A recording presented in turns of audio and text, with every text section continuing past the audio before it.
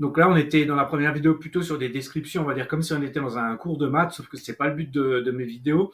Donc moi, je vais appliquer ce qu'ils ont écrit ici pour tenter de comprendre avec les outils qu'on a en data science et en librairie data science ou Python. Donc j'ai déjà importé les librairies que je vais utiliser. Si vous avez déjà regardé mes vidéos, vous les connaissez toutes. Donc la première, ça va être import random. Donc on va prendre random. Je ne sais pas si c'est exécuté ici, donc dans le doute, je l'exécute. On va prendre random et on va voir s'il a quelque chose qui s'appelle normal. Donc je commence à taper normal et il a une méthode qui s'appelle normal variate. Donc on va appuyer sur le point d'interrogation. Je vais exécuter et qu'est-ce qu'il me dit? Il me dit que je dois lui mettre deux paramètres, pardon, mu, sigma, que c'est une distribution normale, ok. Mu c'est la moyenne et sigma c'est la déviation, standard deviation, et ça c'est en gros, hein, il faut que je lui mette la moyenne et l'écart type. C'est ce que je vous avais dit. Donc il va falloir qu'on borne notre analyse avec deux choses. Donc je vais lui dire par exemple que je veux une moyenne, je sais pas, à 5, et pendant ce temps je vais mettre un écart type à 1. Concrètement, qu'est-ce que ça veut dire? Ça veut dire que si je lui dis ça, on va essayer de voir. On aurait normalement en théorie une distribution avec une valeur moyenne à 5 et un écart type de 1. Donc on va voir ce que ça va donner. Et ça me sort des valeurs aléatoires, forcément, parce que je suis en random, et random ça veut dire aléatoire. Donc là, je ne comprends pas trop ce que ça me fait en fait. On ne comprend pas trop l'idée. Donc ce que je vais faire, c'est que je vais faire la même chose maintenant, mais avec NumPy. Donc je vais appeler NumPy avec son alias, donc parce que je l'ai déjà importé plus haut là. Donc je vais faire NumPy. Je vais lui prendre ça, random. Quand je dis ça, c'est en fait, si on a un doute de savoir ce que c'est à ce niveau-là de random, on peut faire comme ça. Donc c'est un module. Donc ce n'est pas une méthode, c'est bien un module. C'est le module random qui est à l'intérieur de NumPy, et je vais lui cette fois-ci lui demander voir s'il a quelque chose qui s'appelle normal. Il a quelque chose qui s'appelle normal. Si je veux savoir le type de ce que c'est, ça, voilà, c'est une méthode, mais on peut tout vérifier. Voilà, donc c'est une méthode, donc ça c'est bon. Donc si c'est une méthode, je vais pouvoir lui demander comment on l'utilise.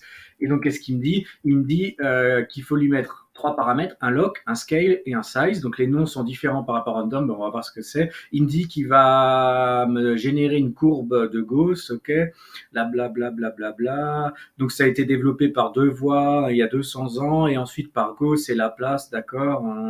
Et il dit que c'est souvent appelé une courbe en cloche par rapport à sa forme, ok. Il dit que la distribution normale, elle apparaît souvent dans la nature. Ok, donc il y a plein de concepts mathématiques qui sont dans la nature. Et donc moi, ce qui m'intéresse, c'est de savoir les trois paramètres, ce que c'est. Log, ça peut être un nombre, un virgule ou un array, nanana, nanana. Ouais, ok, donc c'est la moyenne. Le scale, qu'est-ce qu'il me dit? Standard deviation, c'est l'écart type, et size, bah, c'est la taille de nos échantillons. Donc maintenant j'ai compris, bon je le savais, mais c'est dans voilà, que je vous explique comme dans le processus. Donc maintenant j'ai compris la différence entre ça et ça.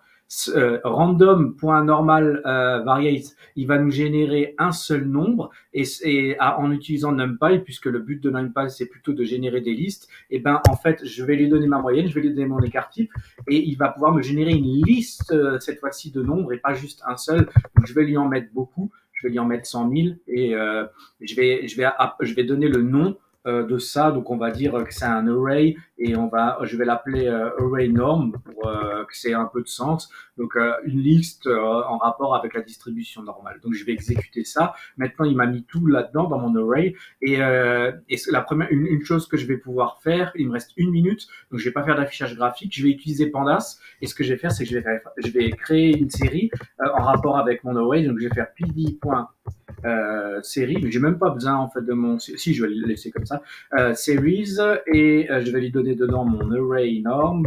Voilà, je vais l'exécuter ça. Et maintenant qu'il me l'a exécuté, ce que je vais faire, c'est que je vais faire un describe, et on va voir si ce que la définition de départ était juste. Et donc, qu'est-ce qu'il m'a fait? Il m'a généré 100 000 valeurs, c'est ce que je lui ai demandé. Il me dit que la valeur moyenne est à 4,9984, donc en gros à 5. Et normalement, ils disent que la moyenne, la médiane sont confondues. On va voir, la médiane, c'est le quartile à 50%, et elle est à 5,00, donc c'est juste. Et je lui ai mis un écart type je lui ai demandé un écart type de 1. Donc standard deviation, c'est ce qui est ici. Il me l'a bien mis à 1, donc plus ou moins, hein, vous voyez, voilà. Et la valeur minimum, il me l'a mis à 0 et quelques, et la valeur max à 10. Donc en gros, voilà, il est passé de 0 à 10 avec 100 000 valeurs, moyenne confondue avec la médiane, et écart type à 1.